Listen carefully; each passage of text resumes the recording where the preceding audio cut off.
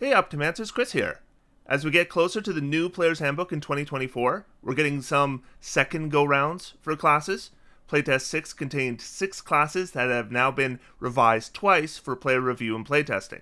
The purpose of videos like this are to help make reviewing easier. I go through every feature compared to the previous playtest as well as the 2014 Player's Handbook, and I do my best to highlight every single change. Then let you know what I think, how I think it'll be received, any concerns I have, and things I think might make the game better, etc.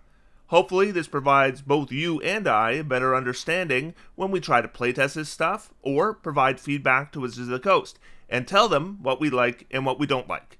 Also, in theory, this should give us insight into the design direction, so we have a better idea what to expect when the new Player's Handbook is published. In this video, I am covering the Cleric. This is one of the 6 classes that had a previous playtest version. That was in the 3rd playtest packet, Clerics and Species, and a lot of the revisions to that version here in playtest 6 are pretty much what we expected because we've seen that direction already with some other classes. However, it's not all tweaks here. I noticed a couple bigger changes, and I'm glad they've released them in a playtest because I do think some need reconsideration. Though there is one big change I'm really happy and excited about. So I'm covering the base class Cleric here as well as all 4 subclasses. Let's take a look.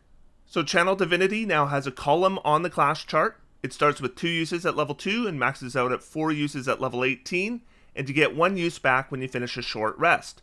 In playtest 3, you had a number equal to your proficiency bonus, and you only got them back after a long rest. And the 2014 Cleric gets 1 use at 2nd, 2 uses at 6th, 3 at 18th, and they all come back after a short or long rest. So the implication of the version we saw in playtest 3 was that a character that even had 1 level dip in Cleric had as many uses of Channel Divinity as a straight class Cleric. But they've walked that back, and it looks like this version isn't going to be all that different than the 2014 Cleric.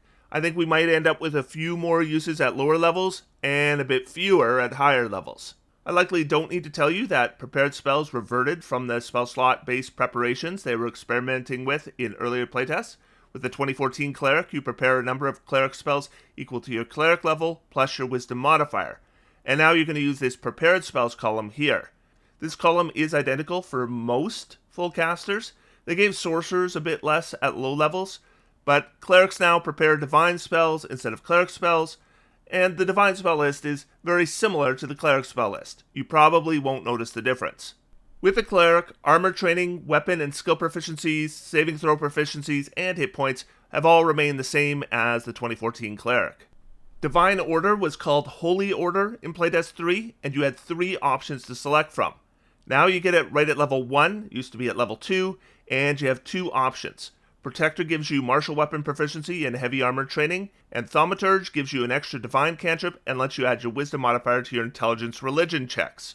Now I am happy to see this at level 1. If I'm going to have heavy armor proficiency with my Cleric, I'd prefer to grab that with my starting equipment, rather than needing to go find somewhere to re-equip when I get to 2nd level.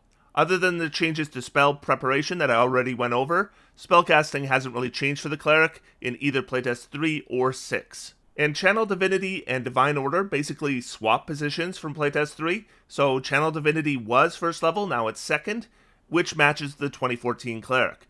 And I discussed the number of uses already, so let's look at how we can use it.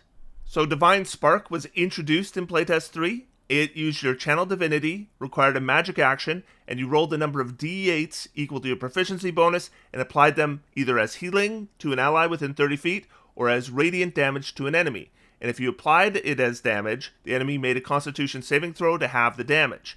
Cool feature, and I think it was pretty popular, though I had the concern that the uses and number of d8s were tied to character level rather than Cleric level. In fact, I made a video about that. So in playtest 6, here's how it's changed. The number of uses of Channel Divinity, as mentioned, are now based on your Cleric level, and the amount of healing or damage is now a d8 plus the Cleric's Wisdom modifier with an additional d8 added at class level 7, 13, and 18. Also, if the Cleric uses it to deliver damage, they can choose to do either radiant or necrotic damage, so I think the Bad Darkness Cleric has that one thematic option, while your more traditional Cleric has the other one. Though you're going to get to choose which damage type whenever you use this feature. And I can get behind every change here. Bit more oomph at low levels, that's good. Everything is tied to Cleric level, that's great. The option for damage type makes sense to me. I don't think this feature actually needs any more tweaks. I'll just point out for interest's sake that if you want Cure Wounds as a spell for your Cleric, this is the same healing amount right from level 2, and it has a 30-foot range instead of requiring touch like the Cure Wounds spell does. So you might not need Cure Wounds. I mean, unless you want to do as much healing as possible. Turn Undead continues to be tweaked. In Playtest 3, Undead that were turned were dazed and had to take the dash action and move further away from the Cleric. It was a bit weird that they weren't frightened, but I think the designers wanted to try out the new dazed condition. Now they're frightened again and incapacitated. I actually like this a lot. With Clerics from the 2014 Player's Handbook, you turn Undead and they all dash away, so they're all moving at twice their speed away from us. Now, they just can't move closer. They can move, but it's only a single move, and they can't take any actions. I am good with this. At 3rd level, we choose our subclasses from the Life Domain, Light Domain, Trickery Domain, and War Domain. The Trickery Domain was a pleasant surprise for me. It's always been a personal favorite of mine. In fact, my first build ever on this channel was a Trickery Cleric. There are so many Cleric domains, I didn't know which ones to expect, so I am delighted personally to see Trickery here. Oh, and when we get to the subclasses, I think you might be delighted with Trickery as well. At 5th level, the Cleric gets Smite Undead. This is a replacement for Destroy Undead.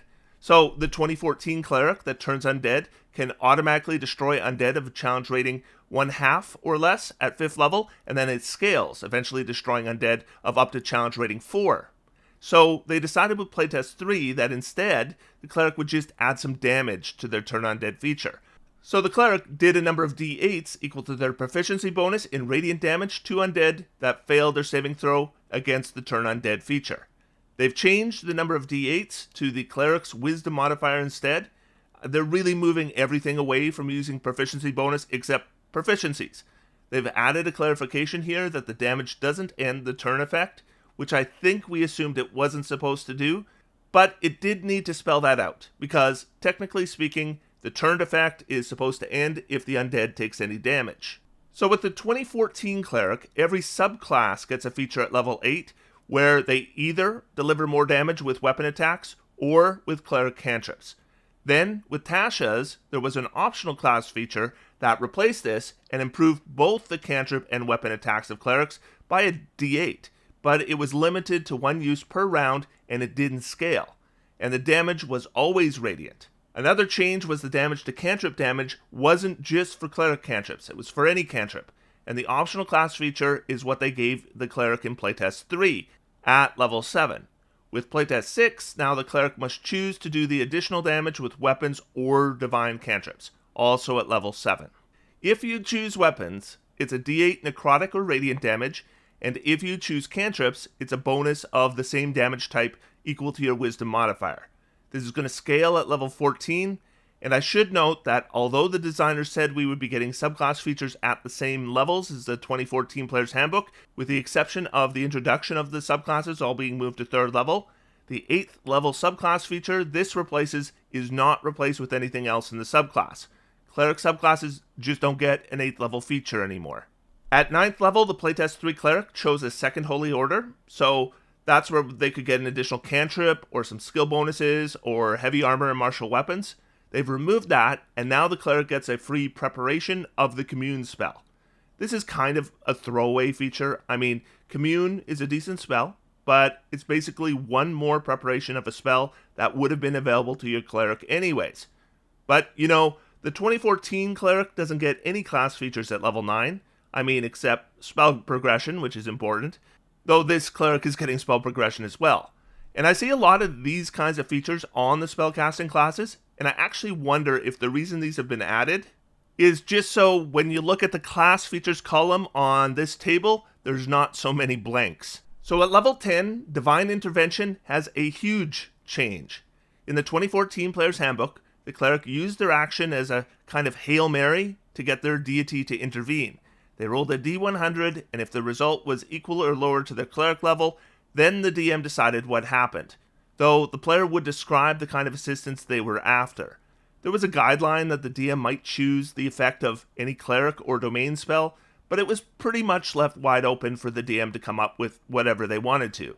If the intervention attempt was successful, the cleric couldn't try again for a week, otherwise they could try again after a long rest. With Playtest 3, they moved Divine Intervention to 11th level, but otherwise it was pretty much the same as it is in the 2014 Player's Handbook. The only real difference was the time after successful use was randomized to 2d6 days. According to the design notes here, players requested more reliable results in their Playtest 3 surveys, so this feature was changed based on that feedback. So Divine Intervention is now very different. There is no D100 roll, and Divine Intervention, if you use it, always works. The cleric chooses a divine spell of 5th level or lower that doesn't require a reaction to cast, and they cast a spell as part of the same action without requiring any material components. And they can do this once every long rest. I think I get what the designers are intending here. Spells like the Raise spells and Greater Restoration, those have costly components and they often have longer casting times, and now the cleric can just perform them in the middle of combat even without the costly component, which would be great. However, spells like Glyphs of Warding Spellglyphs, Hollow spells, Planar Binding, or even Magic Circle aren't one action to cast for a reason. So this is going to create similar avenues for abuse that we see with things like the Chronergis Arcane Abeyance. So if the direction is that Divine Intervention is always going to work, and the player is going to choose what happens, and it's going to be the effect of a divine spell, I think you could have it avoid the costly component, that's not a problem, but you can't mess with the casting time. So if this said you picked a divine spell of 5th level or lower that requires an action to cast, and otherwise is kept as is, I think it would be fine.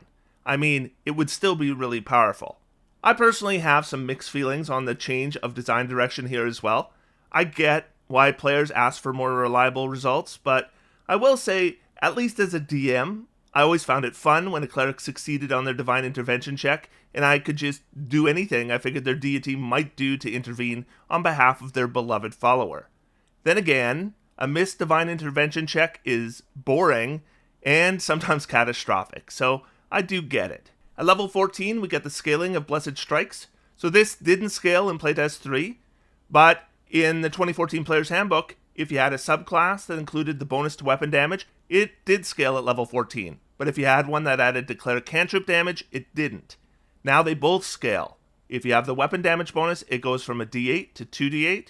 If you have the cantrip damage bonus, if you successfully do damage with the divine cantrip, you provide yourself or an ally within 60 feet temporary hit points equal to twice your wisdom modifier, which is probably going to be 10 temporary hit points.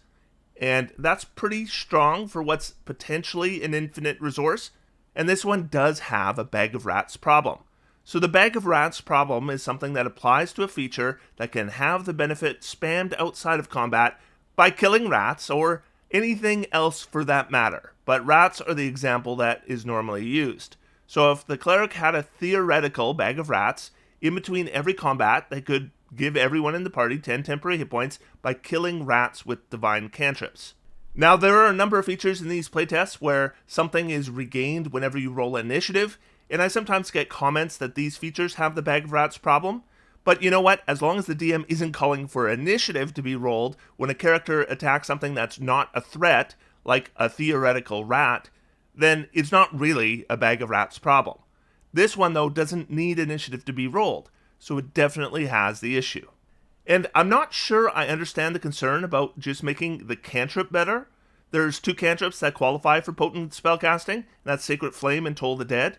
And so Toll the Dead is at most doing 3d12 plus the cleric's wisdom modifier at level 14. That's probably about 25 damage on a failed saving throw, 0 damage on a successful save. So how about making it so it does half damage on a successful save? I don't think that would be a problem. I mean, it is creative to have the cantrip do something besides just doing damage, so I could be on board for that, but maybe temporary hit points isn't the right something else to do. Then at 20th level, we have Greater Divine Intervention. Of course, Divine Intervention has totally been changed, so this has also totally been changed. The 2014 version, as well as Playtest 3, had the Divine Intervention work automatically, but it works automatically already. So now you can get a free wish when you use Divine Intervention at level 20. Also, you're immune to the stress caused by using wish to do something other than casting a spell. However, if the cleric uses it in this way, they can't use it again for 2d4 long rests. And like the 5th level Divine Intervention, I do get what they're going for here. It's a deity, intervening on behalf of probably their favorite cleric ever, and you have to think they could grant a wish. But like the Playtest 5 Sorcerer, this kind of wish is heavily abusable with downtime. I think if this was used like during combat or something, this is probably appropriate for a 20th level cleric and would probably be fine. But it's the continual uses you could layer during downtime where this would become a problem. So I'll propose one possible fix to this as well. So with Divine Intervention, I said it could work if you limit it up to 5th level Divine spells that require an action to cast. So maybe this is limited to up to 8th level spells from any of the 3 spell lists that require an action to cast. I probably wouldn't include 9th level spells because, honestly, probably nobody should get multiple 9th level spells in one day. So as we get into the subclasses, I should mention that a number of cleric subclasses provided heavy armor or martial weapon training, and now that's all going to be covered by the 1st level Divine Order Cleric feature. The first subclass presented here is the Life Domain, and we saw a revision to this subclass in Playtest 3, and this is probably the most iconic of all cleric subclasses. It's not a personal favorite for me, but it definitely needs to be in the player's handbook. So every cleric subclass has always had domain spells that provide extra spell preparations with 2 bonus spells at level 1, 3, 5, 7, and 9. With Playtest 3 though, because the subclasses weren't gained until level 3, the cleric lost out on those 1st level bonus spells. So what they've done now in Playtest 6 is they provided 4 bonus spells at level 3, 2 of them 1st level spells and the other 2 2nd level spells. Other than that, this is pretty close to the 2014 Player's Handbook list. Spiritual Weapon has been swapped out to Aid, which makes sense for the Life Domain. Beacon of Hope has been swapped out for Mass Healing Word. Again, I think that makes sense. Guardian of Faith has been swapped for Aura of Life. Check. And Raise Dead to Greater Restoration. I actually wonder, will any cleric actually prepare Raise Dead now? Revivify is the better spell if the deceased creature has been dead for less than a minute, and if they've been dead longer, then Divine Intervention, right? Anyways, I think this list is probably more appropriate for this subclass than the 2014 list. There's 2 features at 3rd level, Disciple of Life and Preserve Life. These used to be gained at 1st and 2nd level respectively. In Playtest 3, Preserve Life was booted all the way to 6th level. The 2014 Disciple of Life provided healing spells the cleric would cast, a bonus to their healing equal to 2 plus the spell's level. This is the one the designer said worked with Goodberry to provide 30 extra points of healing, or Vitality was another outlier that got a massive healing boost, in that case 50 extra points. Healing Spirit was another that could apply the bonus multiple times, though a fair bit less, but those were the kinds of spells where Disciple of Life kind of fell down and didn't work as intended. Playtest 3 closed the loophole of applying the bonus more than once to a single spell, only providing the benefit on the turn the spell was cast, and they've carried that over here. Personally, I prefer a feature like this to provide comparable benefits regardless of the healing spell you choose, so I'm okay with the change. Then Preserve Life. The 2014 version allowed the Life Cleric to use their action and a Channel Divinity to heal allies from a pool equal to 5 times their Cleric level, but there was this restriction that they couldn't heal any ally over half their hit point maximum, which is a restriction I've always disliked, and whenever it's come up in gameplay, it's a pain in the ass. So much that it made me not want to play a Life Cleric and hoping that no one else would play one either beyond a 1-level dip. Frustratingly, for me, the 6th level version in Playtest 3 was basically identical, except they removed a restriction that you couldn't use it on constructs or undead. Clearly, there was enough feedback in the surveys that they've decided to get rid of that feature. Great. So Preserve Life here is a totally different feature for us to provide feedback on. This allows the Life Cleric casting a prepared Abjuration Divine spell to expend their Channel Divinity instead of using a spell slot. They have to expend a number of uses equal to the spell's level. So if they want to cast a 3rd level spell, they need to expend 3 uses of Channel Divinity.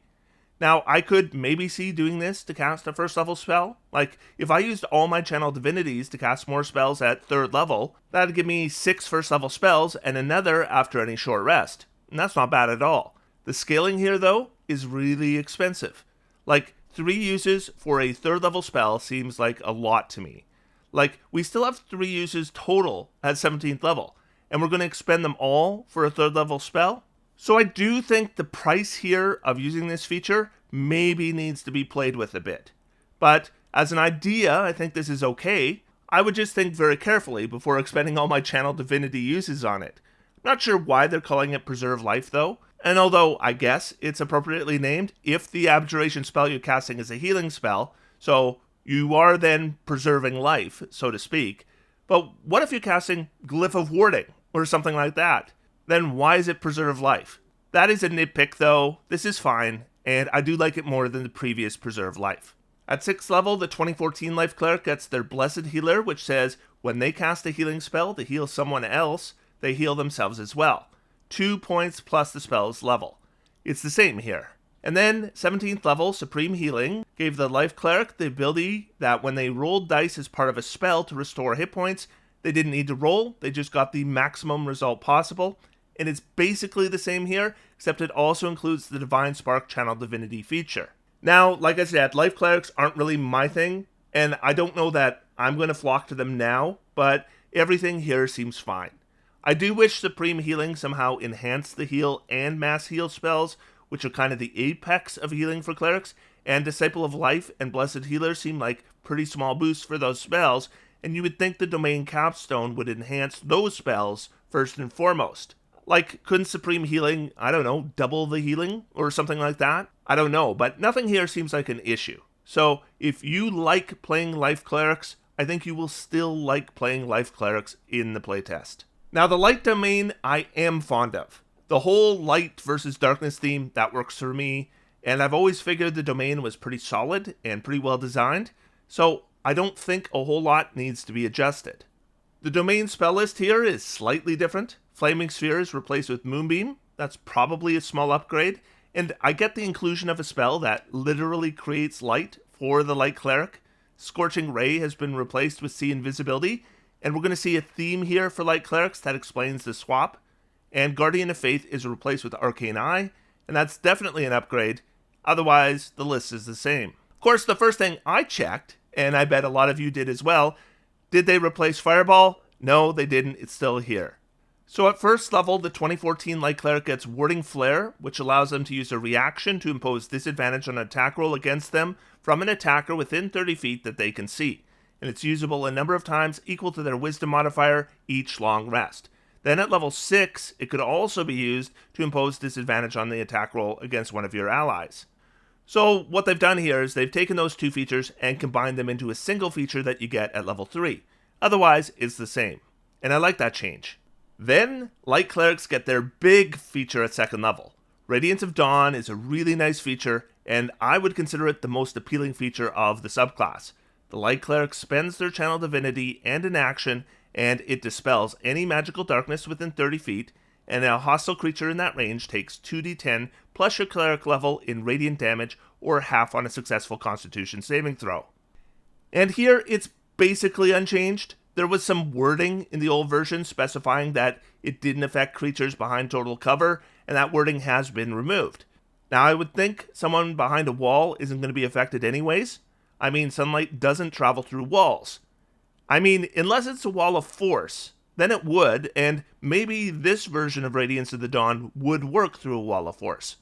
And I'm thinking about the implications of this being a 3rd level feature now, and that might actually be for the best. Level 2, Radiance of Dawn, is probably a bit overpowered, at least compared to the damage anyone else can do over an area.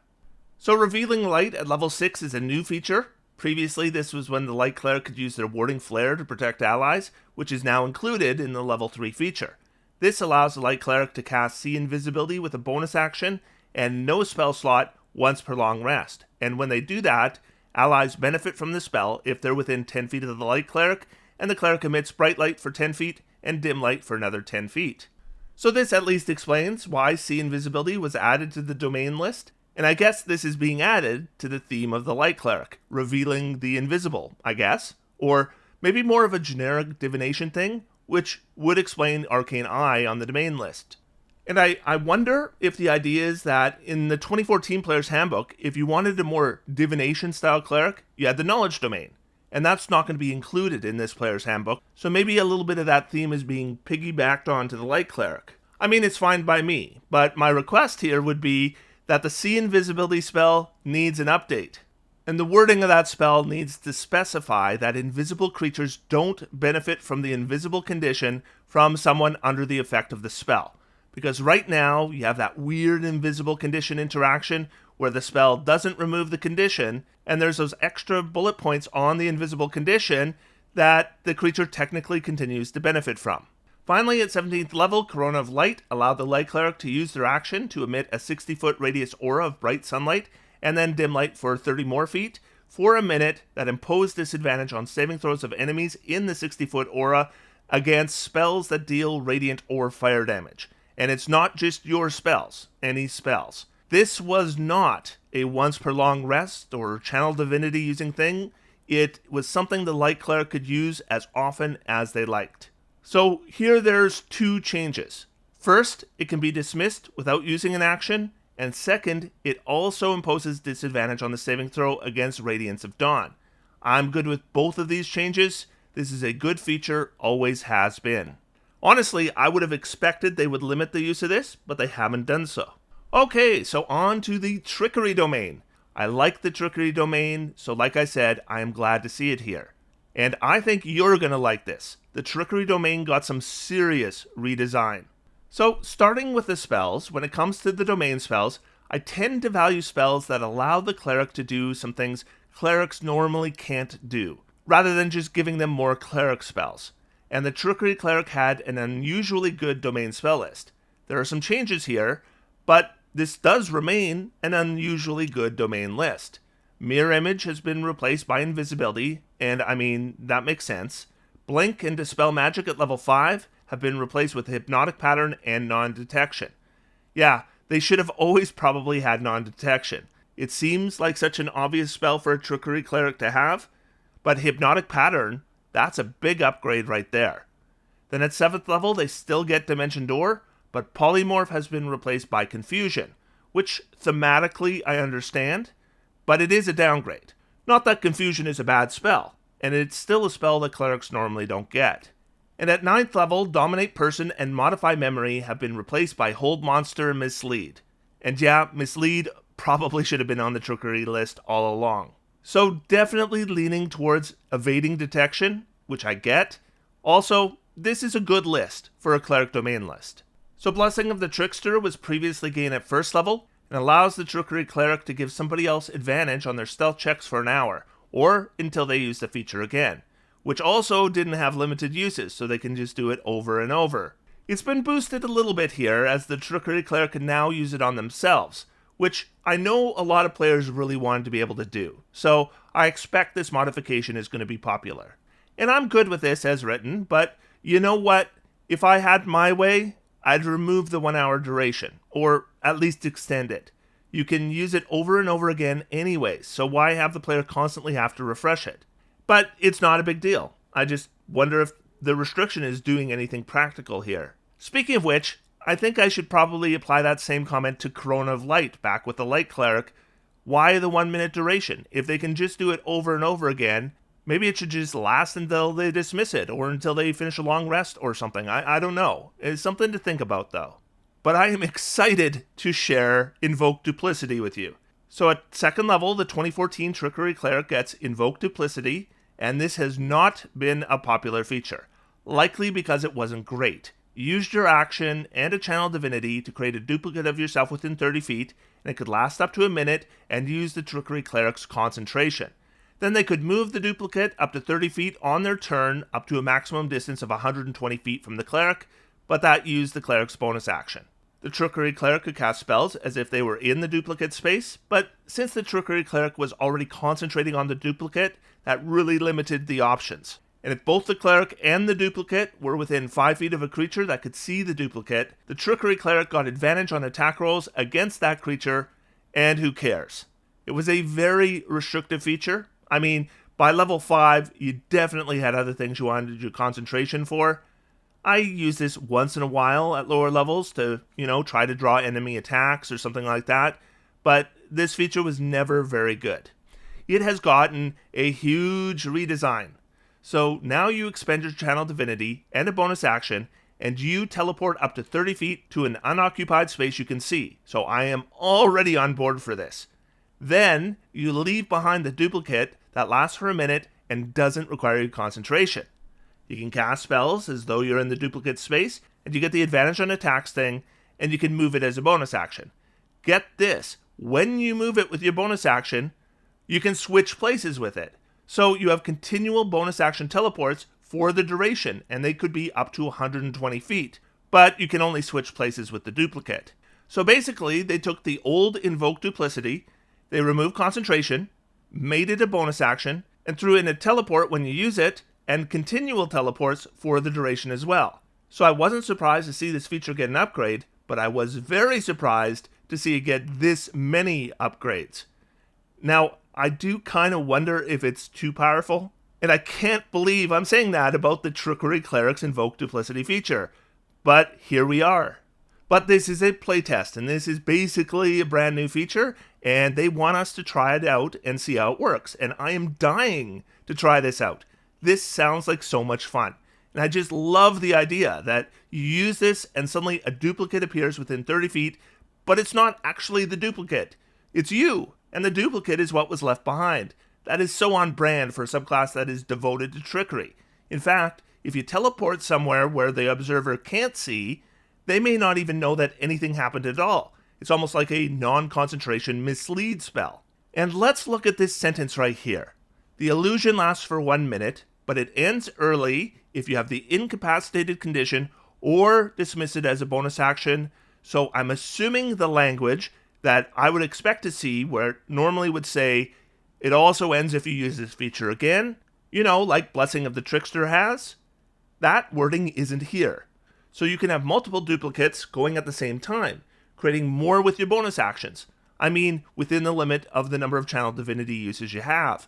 And then you can cast spells from any of their spaces, bonus action swap positions with any of them. Did I say I'm dying to try this out? I hope this doesn't end up being too powerful because I want this feature to stay as is so bad. I mean, Twilight and Peace are still a thing, right? Because of backwards compatibility. It is definitely not more powerful than those, but it does sound like way more fun. I don't know which of the designers came up with this design, but if you end up watching this, Mr. Designer, I want you to pat yourself on the back from me. You took a ho-hum feature and you turned it into dynamite. So at 6th level, the 2014 Trickery Cleric got, what's another ho-hum feature? Cloak of Shadows allowed the Trickery Cleric to use their action and a Channel Divinity, and they would become invisible until they attacked, cast a spell, otherwise until the end of their next turn. And that's been removed entirely, and nobody's going to really miss it. And it's been replaced with Trickster's Magic. This allows the Trickery Cleric to cast illusion spells that normally require an action with their bonus action a number of times equal to their Wisdom modifier per long rest. So that's going to include a number of their domain spells. Disguise Self, Invisibility, Mislead, and yes, Hypnotic Pattern is an illusion spell. So this is pretty solid, but it's not super powerful or anything. If you cast a spell as a bonus action, then you can cast another spell on your turn unless it's a cantrip. But Hypnotic Pattern plus a dodge is perfectly viable and a decent option. Then the 2014 Trickery Cleric got improved duplicity at 17th level, and that created 4 duplicates when they used Invoke Duplicity, but it still used their concentration. Of course, we can technically create multiple duplicates with this version right from level 3, just not all at once. So here's what this improved duplicity feature does. Basically, it provides 4 enhancements to that feature. First, when you create the duplicate, you can teleport up to 120 feet away instead of 30 feet. Second, when you use your bonus action to move the duplicate, you can move it up to 60 feet instead of 30 feet. Third, if your duplicate is within 5 feet of an enemy, you get advantage on your attack rolls against it even if you aren't within 5 feet. Furthermore, all your allies get advantage on their attacks as well. What? Okay, wow. And fourth, when the duplicate disappears, you or a creature within 5 feet of the duplicate regain a number of hit points equal to your cleric level. And I'll just note here, that's roughly going to be about the same as Divine Spark would be healing at this level. So don't use Divine Spark when you have improved duplicity. Just make duplicates. Of course, Trickery Clerics were probably doing that anyways, right from level 3, because Invoked Duplicity is so good. And that's the Trickery Cleric, and you already know what I think about it. Finally, there's the War Domain. So with the Oath spells, there's no changes to the list until level 9. At that point, Flame Strike gets swapped with Destructive Wave. Good change in my opinion, definitely an upgrade. Then War Priest, so this used to be first level and allowed the War Domain Cleric to make a bonus action weapon attack when they took the attack action a number of times equal to their Wisdom modifier per long rest. It has had 2 upgrades. The first is that the Cleric no longer has to use their action to take the attack action to qualify for the bonus action attack. That's a big one. This is a nice change because honestly, how often do you want to take the attack action with your non-extra attack full spellcasting class after level 5? I mean, even if you want to use a weapon, you're probably wanting to use something like Booming Blade, which would not qualify as an attack action. Second, you get the Mastery property for the weapon you have proficiency with, and you can switch it out after a long rest. Now, share in the comments what weapon mastery you would want for your War Cleric, because I'm not really sure what I'd be gravitating to. You know, it actually kind of seems weird to me. They give the War Priest weapon mastery, and the Valor Bard doesn't get it. Then at second level, the 2014 War Cleric got Guided Strike, which allowed them to use their Channel Divinity when they made an attack, and they would get a plus 10 bonus to the roll, added after the roll was made, but before the DM said whether the attack hit or missed. Then at 6th level, they could use their reaction to do the same thing, but for an ally within 30 feet's attack. So they've combined those 2 features.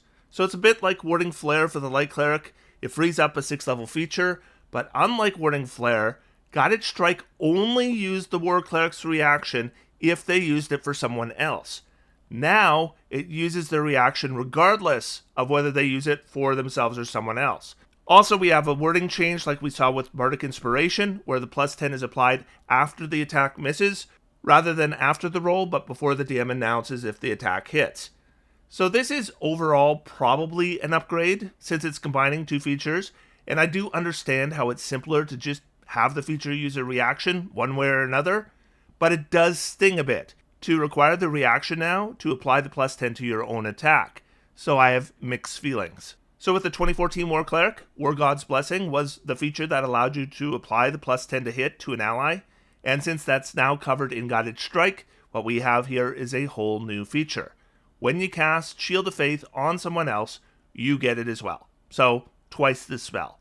Also, you get a free casting, which is recovered after a short or long rest. I like the idea of this, I like the thematics of this, but Shield of Faith uses concentration. And I'm just thinking, how often do I want to use my concentration at 6th level on Shield of Faith? Even if it's doubled up. That's the real question. Now, if they redesign Shield of Faith so it's non-concentration, then I'm going to be stoked for this. And the 2014 War Cleric got Avatar of Battle at 17th level, where they got resistance to bludgeoning, piercing, and slashing from non-magical attacks. A restriction that probably should never have been there in the first place, but they've been universally moving away from the whole non-magical restrictions in the playtest, so Avatar of Battle is now just resistance to those damage types. Great. So we saw a lot of little tweaks here and there for the base Cleric as compared to the 2014 version, though I only really noticed 2 big changes. Divine Spark is there, and it's a nice addition, and I'm glad to see it now tied to Cleric level rather than just character level.